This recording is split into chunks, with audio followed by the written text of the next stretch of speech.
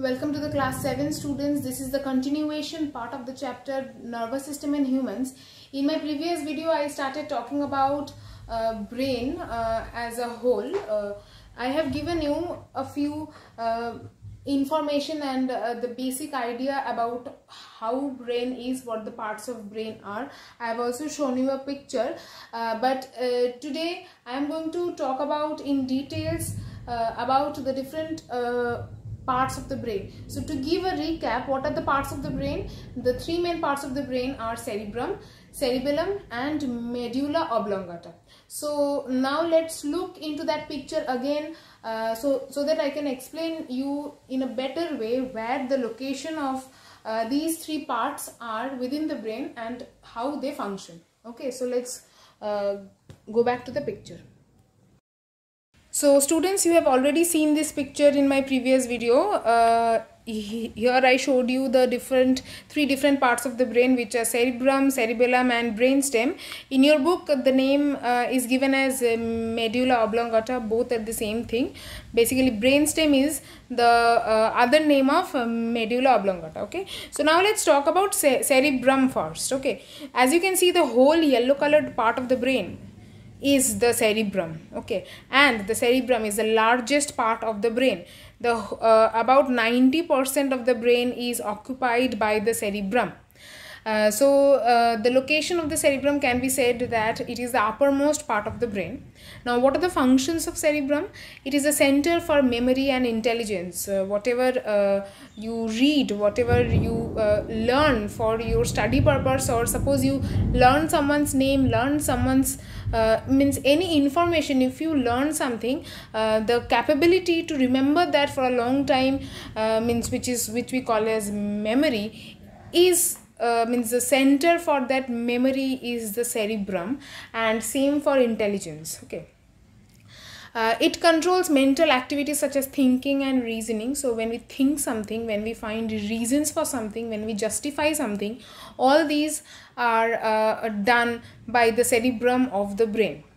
Next, it is a center for perception of pain, temperature. Pain means suppose we means something is hurting us.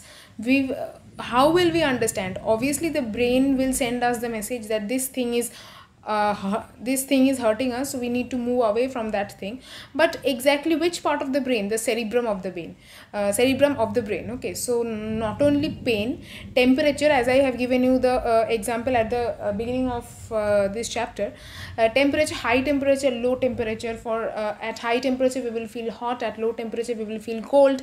So these perceptions, the understanding of these temperatures, high or low temperature, are all done by the cerebrum of the brain.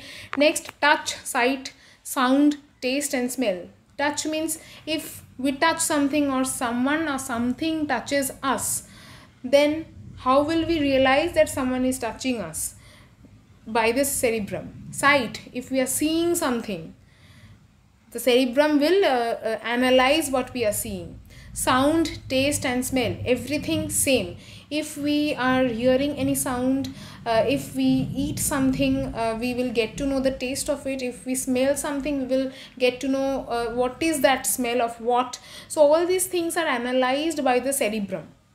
Okay, so that is why the main part of the brain and obviously the largest part of the brain is the cerebrum, and it has very, very important functions.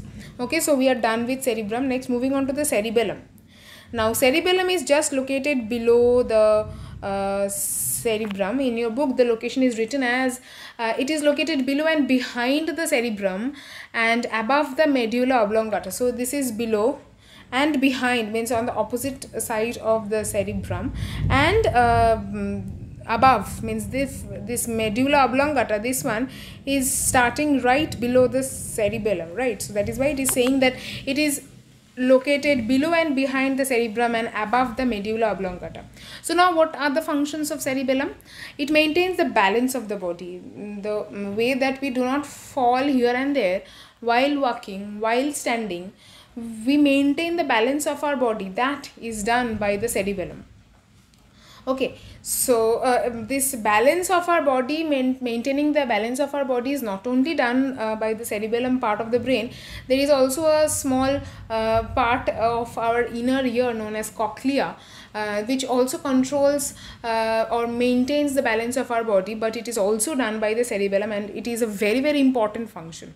Otherwise we will be falling here and there all the time, right? Next function, it coordinates the movement of the voluntary muscles. One very important or very daily life example can be while walking, both our leg and hand move in coordination, right? So these and our legs and hands both have voluntary muscles, so the coordination of the movement of the voluntary muscles are also controlled by the cerebellum. Clear? Coming to the last part, which is the brain stem, and the other name is medulla oblongata. Okay, so where is it located? It is the lowest part of the brain, anterior to the cerebellum. Anterior means to the front portion of the cerebellum. Okay, now what is the function of this medulla oblongata? It controls heartbeat. Our heartbeat, although the muscles of the heart, the cardiac muscles, are involuntary muscles, they are not under our control. Even after that, the heartbeat is controlled or needs to be controlled by the brain. Okay, so which part of the brain controls that? The medulla oblongata. Also our breathing and other involuntary movements of the body all are controlled by the medulla oblongata. Okay, so you will need to learn these functions and location of the different parts of the brain from your book. You will find a chart in your book, page number 92.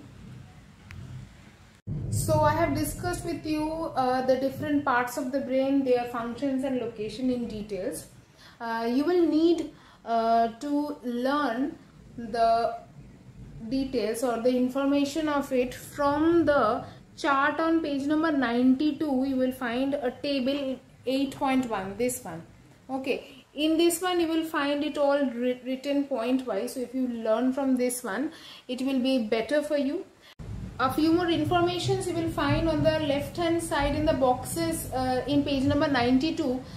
So let's go through them because they are important for objective questions. Okay, the first one is each and every part of the brain has a known function. So it's not like that any part of the brain does not have any function. Each and every part of the brain has something or the other function. Next box, did you know the cerebrum is the largest part of the brain? I have already told this to you while I was showing you the picture, as you have already seen also that the cerebrum is the largest part of the whole brain. And the third key point, the medulla oblongata connects the rest of the brain to the spinal cord. So you have seen in the picture that the brain stem or the medulla oblongata starts from the lowermost part of the brain and it continues below. You have seen it ends somewhere, but it does not end. It continues with the spinal cord, and thus they are saying that the medulla oblongata connects the rest of the brain to the spinal cord. Okay, so I am going to continue with the next topic, which is spinal cord, in my next video.